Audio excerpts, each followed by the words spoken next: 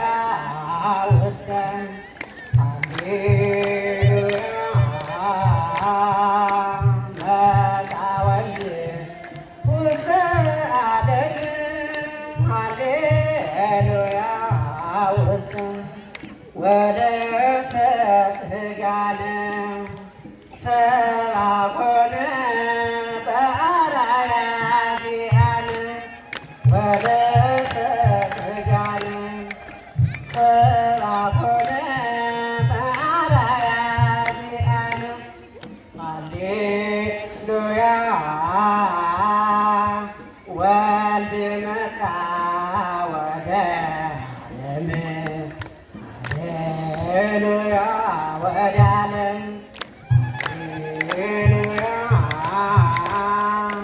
ወልድ መጣ ወደ ዓለም ሃሌሉያ ወደ ዓለም ሥጋችንን ለበሰ ሰውም ሆነ በእኛ አርአያ ሰው ሆነ ሥጋችንን ለበሰ ሰውም ሆነ በእኛ አርአያ ሰው ሆነ ሃሌሉያ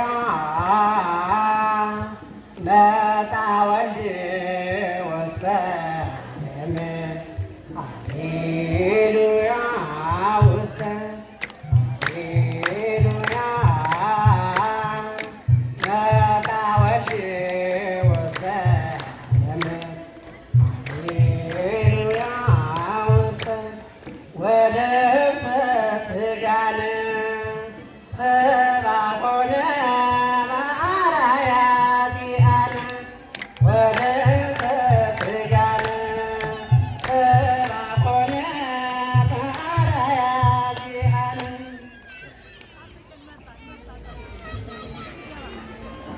እስኪ እግዚአብሔርን አመስግኑላቸው።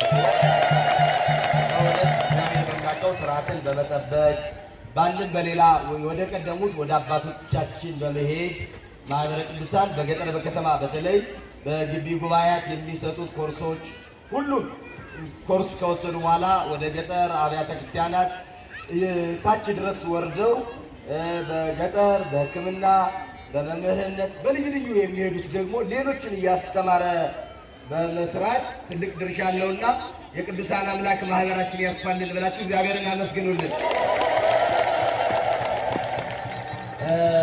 ከዚህ በመቀጠል የመጨረሻ ወደሚሆነው መርሃ ግብራችን ደርሰናል። አባታችን አጠንክረው የሚነግሩን ሆኖ እግዚአብሔር ቢወድ ቢፈቅድ በ29 በ30 እና በ1 የዚህ ዓመታዊ በዓሉን የሚከበርበትን ክብረ በዓሉን በአስታኮ ለ3 ቀን እንግዲህ ሁላችንም እንደምናውቀው ባህር ዳር ደብረ ሰላም ባለ እግዚአብሔር በተለይ ጉባኤ በማዘጋጀት ከብዙዎች አጥቢያ ቀደምት ነው። በብዙ ነገር ተዘጋጅቶ በመቅረብ የሚመጡት መምህራን ያለው አገልግሎት ካሁን በፊት በተለይ ሰኔ ላይ በነበረው ለርዕሰ ሊቃውንት አባ ገብረ ኪዳን በተገኙበት ምድሩ አጠቃላይ ሙሉ ግቢ የሞላበት አገልግሎቱ እጅግ ደስ በሚል በመላው ዓለም የተሰራጨ ልዩ መርሃ ግብር ነበረ። እግዚአብሔር ቢፈቅድ ወርሃ ጥርን ዘመነ አስተርእዮን መጨረሻውን ደግሞ በአማረ ሁኔታ ለ3 ተከታታይ ቀናት መቼ አልኳችሁ? ሰምታችሁኝ ከሆነ በየ ነው መቼ አል 29 30 እና 1 ጥር 29 ክብረ በዓሉ ነው አይደል? የክርስቶስ ታምራትን 5 እንጀራ 2 ዓሣ ያበረከተበት እሱ በዓሉን በዛውም ደግሞ ከውላቂ የሆነውን 29 ክብረ በዓል ስለነበረ የገና በዓልን ሁለቱንም አብረን በብረት የምናከብርበት ጉባኤውን በሰዓቱ አብሮ ይቀርባል ማለት ነው። እንደው የታሰበውን አስተዳዳሪው ክቡር መላከ ሰላም ባሩ ሙላለም አብረው ይነግሩናል እያስባለሁ። ከፍ ያለው ቦታ ለሳቸው እሰጣለሁ። በያለንበት ተረጋግተን በጸሎት ተባርከን እግዚአብሔርን አመስግነን እንድንለያይ ምክንያት እንዲሆነን የዛ ቀን በሰላም ያገናኘን። ከፍ ያለው ቦታ ወደ ለመምህራችን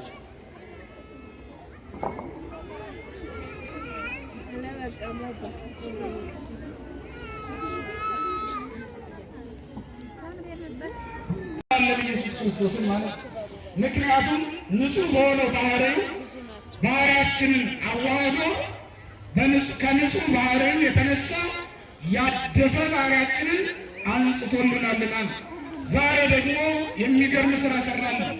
ቀድሞ በምህረት አገኘ ነው። ዛሬ ደግሞ በኃጥአን መካከል ቆሞ ሲጠመቅ አገኘ ነው። በዚያ በሚጠመቅበት ስፍራ ሴት እንደ ዛሬው ሕዝብ አልተከተለውም። ልብ በሉ ክርስቲያኖች፣ እዚያ ቀድመውት የዮሐንስን ስብከት ሲሰሙ የነበሩ ሰዎች ነበሩ እንጂ ከገሊላ ሲመጣ ገሊላ ክርስቶስን ተከትላ ወደ ዮርዳኖስ አልመጣችም። ኢየሩሳሌምም አልሰማችም። ሰማይ እንደሚከፈት አብ ከሰማይ ሆኖ ሲጠራ ድምፁን እንደሚያሰማ የሥላሴ አንድነትና ሦስትነት በዚህ ቀን እንደሚገለጥ ኢየሩሳሌም አልሰማችም ነበር። ምክንያቱም በኃጢአት አንቀላፍታ ተኝታ ስለነበረ ነው። ወገኖቼ ለኃጢአተኛ ነፍስ እግዚአብሔርን ማወቅ አይሰጣትም። እግዚአብሔርን ማወቅ የማትችለው ደግሞ በቦታ ርቀት ምክንያት እንዳይመስላችሁ። ዘመንም ቦታ ቢያገናኛቸው ኃጥአን እግዚአብሔርን ሊያውቁት በፍጹም አይቻላቸው። ምክንያቱም እውቀት የነፍስ ገንዘብ ነው። ኃጢአት ነፍሳችንን ከእውቀት ባዶ ያደርጋታል፣ እውቀት አልባ ያደርጋታል። ያን ጊዜ እግዚአብሔርን ማየት ይሳናታል ማለት ነው።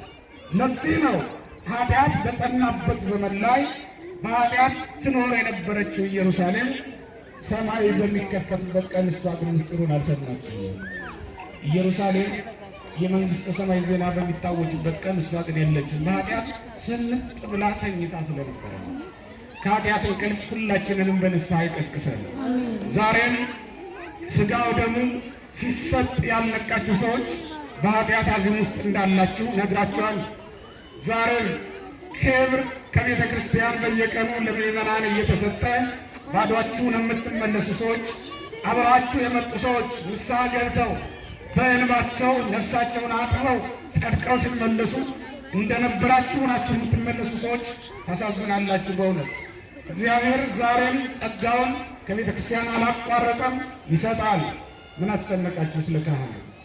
ምን አስጨነቃችሁ ስለ ዘመኑ? ምን አስጨነቃችሁ ስለሚወራው ነገር? እናንተ ግን በክርስቶስ ንጹሐን ትሆኑ ዘንድ ተጠርታችኋልና አሁን የተጠራን ሁላችን ቀድሞ ገሊላም ኢየሩሳሌምም ያልተከተለችውን ክርስቶስን ተከትለን ነው ወደ መጠመቂያው ስፍራ ወርደን የነበር። አሁንም ደግሞ የተመለሰ ዛሬ ኢየሱስ ክርስቶስ ከተጠመቀ በኋላ ወደ ገዳም ነውና የሄደው። በዚህ ቀን የተመሰረቱልን ነገሮች ብቻ ልንገራችሁ። አንደኛው ጥምቀት ነው። የብሉይ ኪዳን ጥምቀት ዛሬ አቆመ። ዮሐንስ አፈወርቅ እንደተናገረው አጸዋ ለምታክቲ ዋራ የብሉይ ኪዳኑን ዘጋ።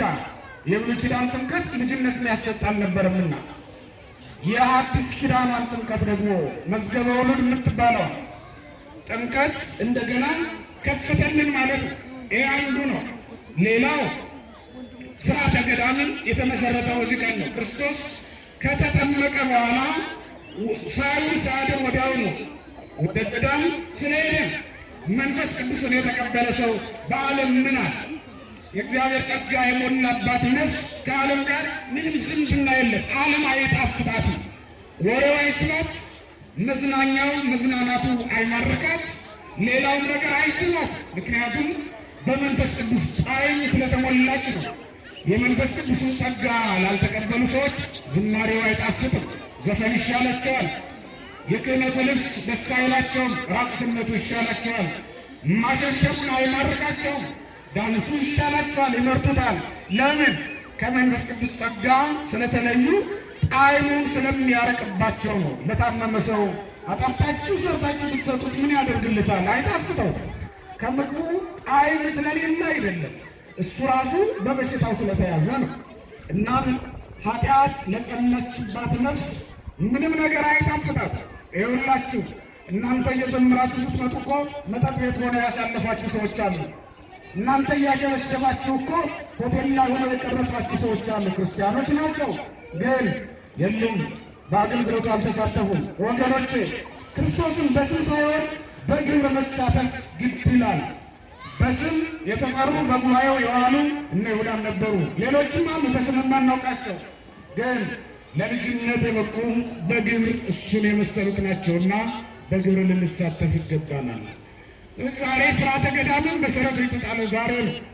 ሌላው ሥርዓተ ምዕመናንም ዛሬ ነው መሰረት ከተጠመቅን በኋላ እንዴት መኖር እንዳለብን የተማርነው ዛሬ። ኢየሱስ ክርስቶስ ከተጠመቀ በኋላ ወደ ገዳም ሄዱ። አባቶቻችን ምን ይላል? ሳትሉ ሳታድሩ